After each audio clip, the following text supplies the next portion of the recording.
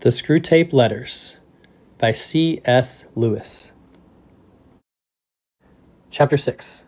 My dear Wormwood, I am delighted to hear that your patient's age and profession make it possible, but by no means certain, that he will be called up for military service.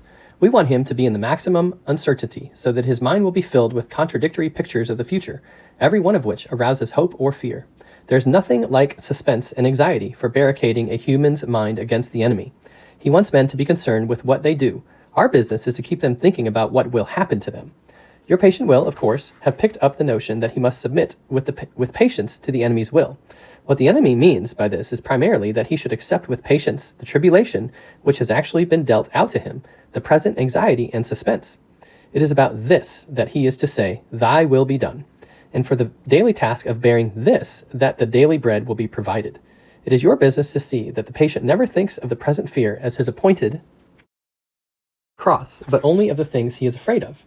Let him regard them as his crosses. Let him forget that, since they are incompatible, they cannot all happen to him, and let him try to practice fortitude and patience to them all in advance. For real resignation, at the same moment, to a dozen different and hypothetical fates is almost impossible, and the enemy does not greatly assist those who are trying to attain it. Resignation to present and actual suffering, even when that suffering consists of fear, is easier and is usually helped by his direct action. An important spiritual law is here involved. I have explained that you can weaken his prayers by diverting his attention from the enemy himself to his own states of mind about the enemy.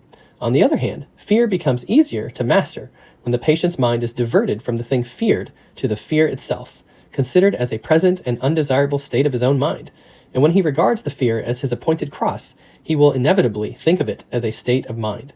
One can therefore formulate the general rule: in all activities of mind which favor our cause, encourage the patient to be unself-conscious and to concentrate on the object. But in all activities favorable to the enemy, bend his mind back on itself. Let an insult or a woman's body so fix his attention outward that he does not reflect, "I am now entering into the state called anger," or the state called lust. Contrariwise, let the reflection, "My feelings are now growing more devout," or more charitable, so fix his attention inward that he no longer looks beyond himself to see our enemy or his own neighbors.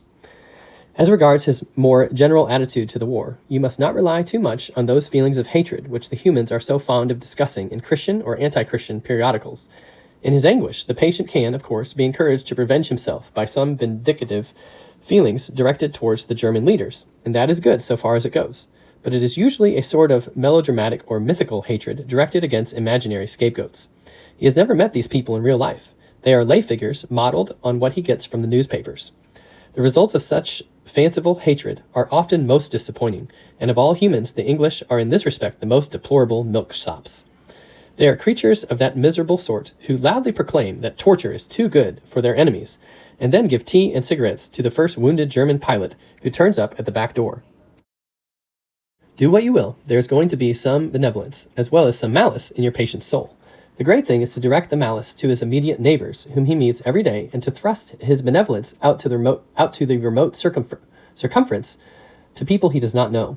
The malice thus becomes wholly real, and the benevolence largely imaginary. There is no good at all in inflaming his hatred of Germans if, at the same time, a pernicious habit of charity is growing up between him and his mother, his employer, and the man he meets in the train. Think of your man as a series of concentric circles, his will being the innermost, his intellect coming next, and finally his fantasy.